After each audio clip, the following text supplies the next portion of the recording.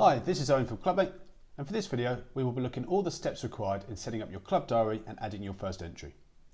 Before we look at the diary itself, there are three key components for the diary that you will need to set up first: club resources, club activities, and any products that need to be purchased in order to gain access to the activity.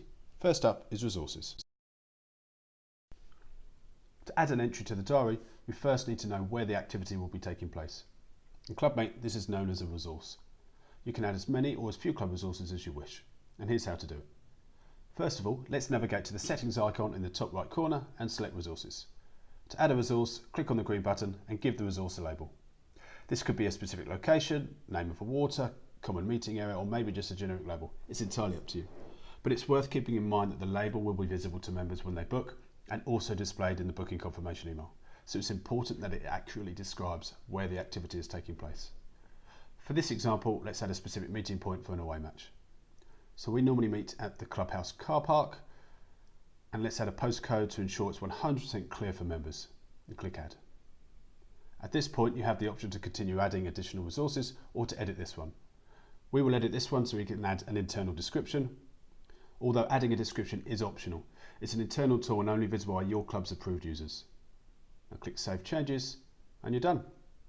Once you've set up your resources, you'll now need to start adding your activities. To add an entry to the diary, we need to know what type of activity is taking place. You can keep the types of activities as generic or as specific as you like, and there is no limit to the number of activities you can use. Here's how to add an activity. Let's navigate to the settings icon in the top right corner and select Activities. Click on the green button and give it a label. The label should clearly reflect the type of activity taking place. This is what you will see in your club diary and what the member will see when making their booking via the member portal. It will also be displayed on the booking confirmation email. For this example, let's go with away match and for seniors. I'll be keeping this label generic as opponents do vary, however you could easily add every fixture if you wanted. We'll also be limiting access to this activity to those sign up to the senior membership plan only. You can see how to do this within the membership section of the Help Centre. Once you've added the label, click Add and either continue adding more activities or choose to edit this one. We will edit this one and add more details. This is where the booking logic really starts coming together. We can add a typical duration for the activity to take place. Let's go with 6 hours. We now need to select the default resource for this activity and we'll go with the clubhouse car park. If there is a default contact for the activity, select them from the list. These must be users on the Clubmate platform. If there is no contact required, you can leave it blank. To make it easier to navigate around your diary, you can colour code the activities and we'll select a dark green. For activities that are available for members to book, you may want to create some rules around the minimum and maximum volume of attendees, whether members can book online or not, and whether this activity is only available to members or non-members as well. As I know this match has a limit of 15 pegs and that we need at least 3 members to participate, I will set the minimum to 3 and maximum to 15. This will ensure that we have enough anglers to participate, but not too many that we run out of pegs. From a member's perspective, once the limit of 15 has been reached, they will no longer be able to book online via the member portal. However, they can choose to join a waiting list in case others drop out. I want to make bookings available online, but limit to club members only. Click Save Changes and you're done. Once you have your resources and activities set up, you can now decide whether you want to charge a fee for access. There are many permutations available. For example, you may want to provide free access for members but charge for guests, or you may want to charge one price to a member and a higher one to non-members. Or you might want to make it free for members and unavailable for anyone else. How you charge or whether you charge is entirely up to you. Let me show you an example of how this is done. Now I want to charge a fee of £5 for entry to a senior away match, and I want to restrict access to members only. First of all, let's go to Products via the Settings tab. Now click Add Product and give the product a label. I shall call this Away Match Ticket Seniors. As with all products, this will be listed in the till area. You could provide a short name here, but I will keep it the same.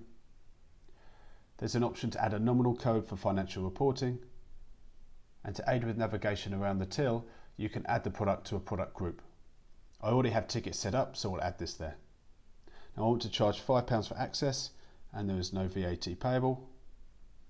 Credit is how many times this product provides access to the activity.